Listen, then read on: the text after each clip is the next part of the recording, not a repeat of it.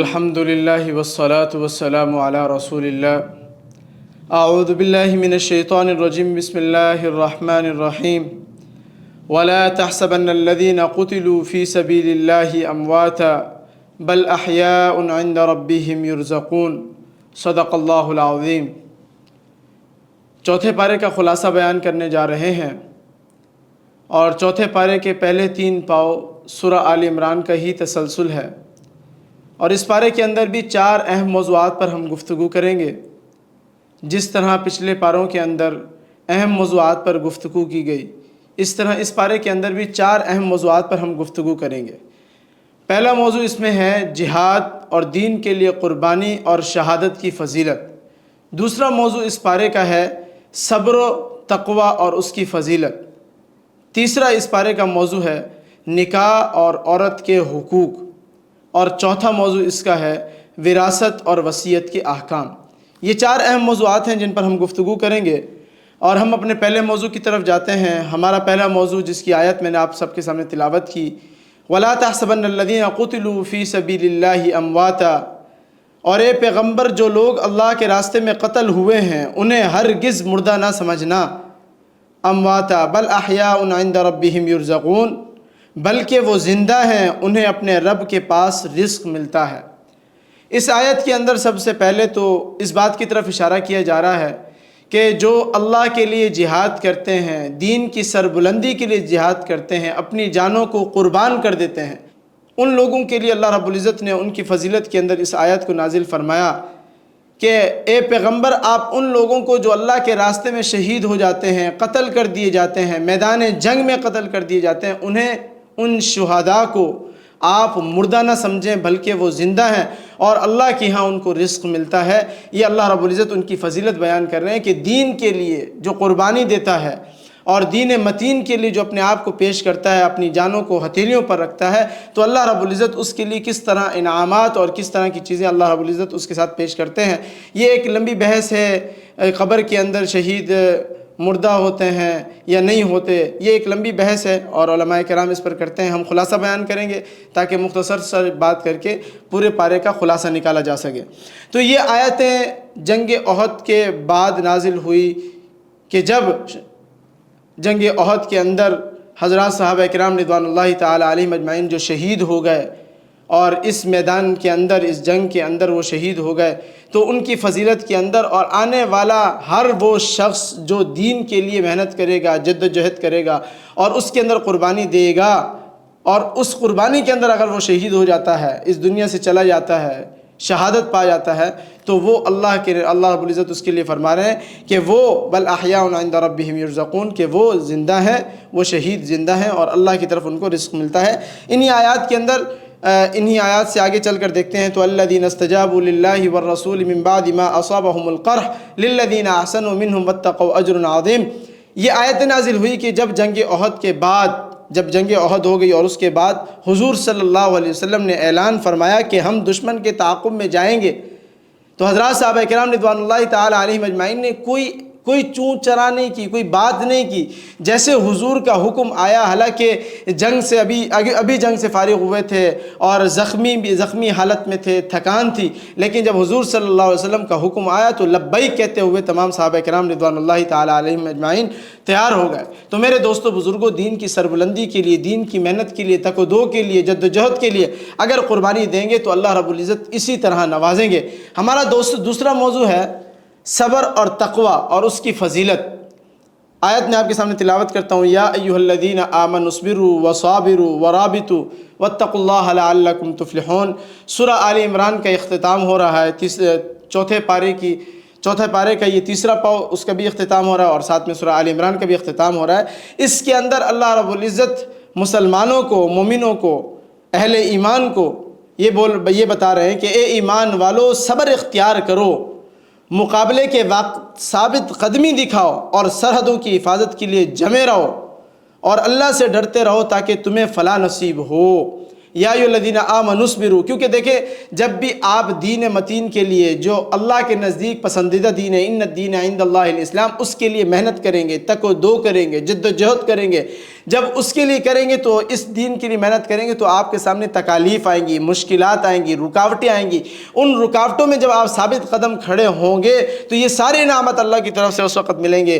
یا ایھاالذین آمنوا اصبروا وصابروا ورابطوا۔ مفتی تقی عثمانی صاحب دامت برکاتہم العالیہ نے اس آیت کے ذیل میں یہ بتایا کہ یا ایھاالذین آمنوا اصبروا، یہاں جو صبر کرنے کی قسمیں ہیں، یہاں 3 قسمیں صبر کی ہو سکتی ہے۔ پہلی قسم اس میں ہے کہ جب آپ اللہ کے حکم کی اطاعت کر رہے ہوں، اللہ کا حکم ہے اس کو پورا کرنے کے لیے، اس کی اطاعت کرنے کے لیے جب آپ آگے بڑھتے ہیں تو آپ پر جو مشکلات آتی ہیں وہاں آپ استقامت کا مظاہرہ کرتے ہیں، استقامت کے ساتھ کھڑے رہتے ہیں۔ اور دوسری قسم کیا ہے؟ گناہوں سے بچنے کے لیے اپنی خواہشات کو دبانا۔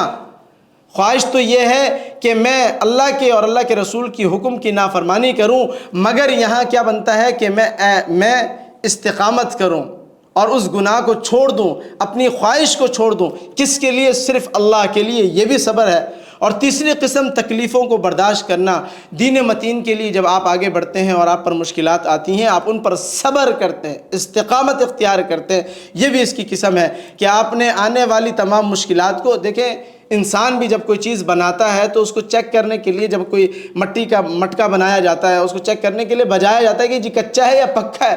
تو اللہ رب العزت بھی اپنے مومنوں کو، مسلمانوں کو جو اللہ کی پیروی کرتے ہیں، اللہ کے حکم کی پیروی کرتے ہیں، رسول اللہ صلی اللہ علیہ وسلم کی اطاعت کرتے ہیں، تو اللہ رب العزت بھی دیکھنا چاہتے ہیں کہ میرے بندے پکے ہیں یا کچے ہیں۔ تو یا ایھاالذین آمنوا اصبروا، صبر کو تھامے رکھو اور ثابت قدم رہو۔ واتقوا اللہ لعلکم تفلحون، اور اللہ سے ڈرتے رہو تاکہ تمہیں فلاح ملے۔ اور اسی طرح ہم تیسرے موضوع کی طرف چلتے ہیں، نکاح اور عورت کے حقوق۔ اللہ رب العزت نے پوری سورۃ النساء نازل فرما دی، اور یہ سورۃ النساء بھی حضور صلی اللہ علیہ وسلم نے جب مدینہ سے مکہ ہجرت کی تو اس کے بعد جنگ احد کے بعد یہ سورۃ نازل ہوئی، کیونکہ مدینہ کے اندر یہ ریاست بڑھ رہی تھی، تو ریاست کے احکام، مسائل، معاشرتی مسائل، اخلاق ایک ریاست کے ہوتے ہیں، تو اس صورت کے اندر یہ سارے معاملات کو ذکر کیا گیا ہے۔ اور یہ سورۃ النساء خاندانی زندگی کے اندر، خاندانی معاملات کے اندر عورت کا سب سے اہم کردار ہوتا ہے، تو اللہ رب العزت نے یہ پوری سورۃ النساء نازل فرما دی۔ تو نکاح اور عورت کے حقوق، میں آیت تلاوت کرتا ہوں آپ کے سامنے۔ وَإِنْ خِفْتُمْ أَلَّا تُقْسِطُوا فِي الْيَتَامَى فَانكِحُوا مَا طَابَ لَكُم مِّنَ النِّسَاءِ مَثْنَىٰ وَثُلَاثَ وَرُبَاعَ فَإِنْ خِفْتُمْ أَلَّا تَعْدِلُوا فَوَاحِدَةً أَوْ مَا مَلَكَتْ أَيْمَانُكُمْ ذَلِكَ أَدْنَىٰ أَلَّا تَعُولُوا۔ ترجمہ اس آیت کا غور سے سن لیں۔ اور اگر تمہیں یہ اندیشہ ہو کہ تم یتیموں کے بارے میں انصاف سے کام نہیں لے سکو گے تو ان سے نکاح کرنے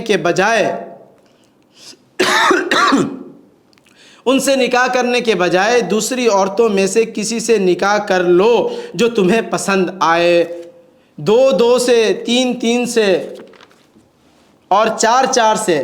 ہاں اگر تمہیں یہ خطرہ ہو کہ تم ان بیویوں کے درمیان انصاف نہ کر سکو گے تو پھر ایک ہی پر اکتفا کر لو، یا ان کنیزوں پر جو تمہاری ملکیت میں ہیں۔ اس طریقے میں اس بات کا زیادہ امکان ہے کہ تم بے انصافی میں مبتلا نہیں ہوگے۔ تو اللہ رب العزت نے اس کے اندر ساری چیزیں بیان کر دی ہیں۔